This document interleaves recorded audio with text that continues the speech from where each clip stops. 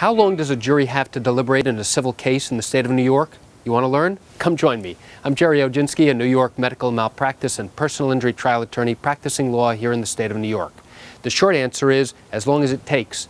The longer answer is the same, as long as it takes. Now, at the end of the case, the judge is going to give the jury detailed explanations about what the law is in your particular case. And after that's done, he's then going to give them a set of questions that they must answer in order to reach a verdict.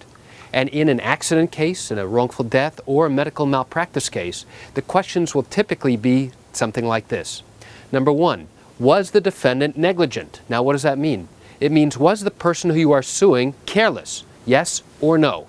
If the answer is yes, they go to the next question, and that's known as causation. There has to be a link between the wrongdoing, the carelessness, and the injuries that you're claiming. So the question will sound like this. Was the defendant's negligence a substantial factor in causing and bringing about your injury? Yes or no? If the answer is yes, then the jury will then go down and start answering questions about how much compensation to award you, because at that point they are now obligated to award you compensation.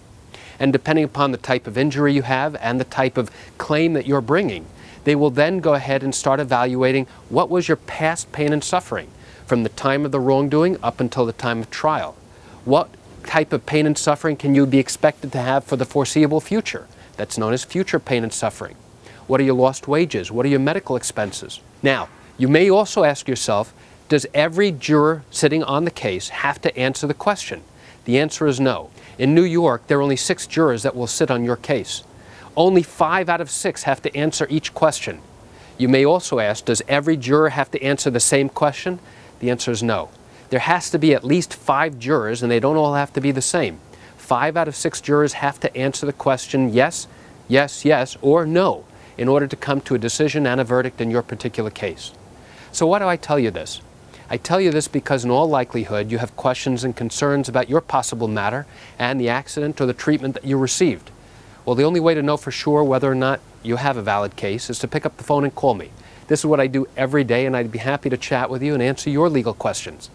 You can reach me at 516-487-8207 or by email at lawmed10@yahoo.com.